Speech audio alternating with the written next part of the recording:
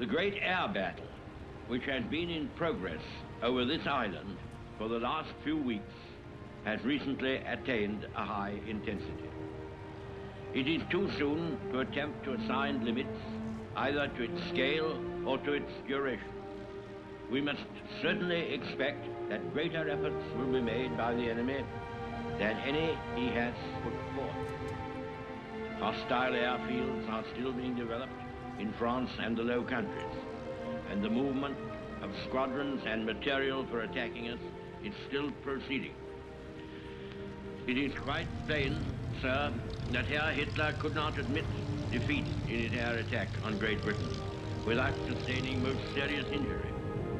If, after all his boastings and blood-curdling threats and lurid accounts trumpeted round the world of the damage he had inflicted, of the vast numbers of our air force he had shot down, so he says, with so little loss to himself, if after tales of the panic-stricken British crushed in their holes, cursing the plutocratic parliament which had led them to such a plight, if after all this, his whole air onslaught were forced, after a while, tamely to peter out, Führer's reputation or veracity of statement might be seriously impugned.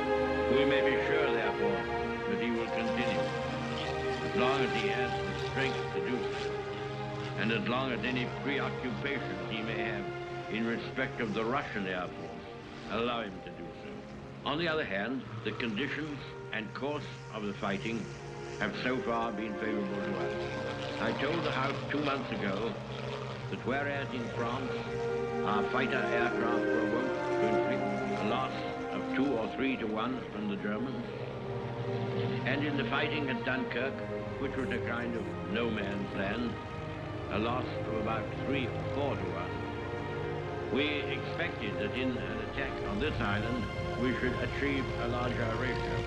This has certainly come true. It must also be remembered that all the enemy machines and pilots which are shot down over our island or over the seas which surround it are either destroyed or captured, whereas a considerable proportion of our machines and also of our pilots are saved and soon again, in many cases, come into action.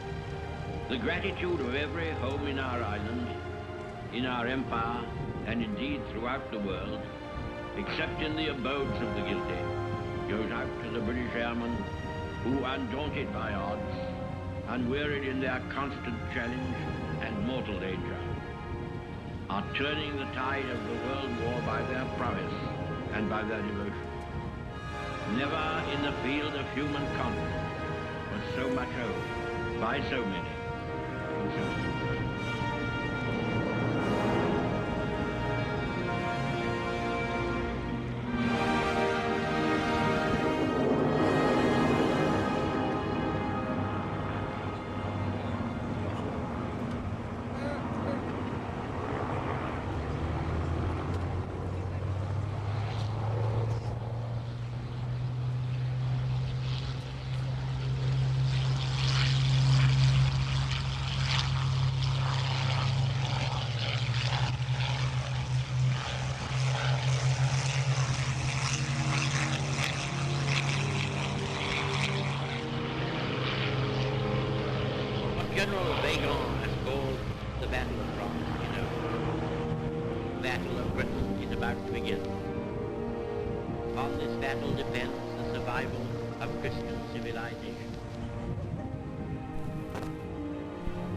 Hitler knows that he will have to break us in this island or lose the war.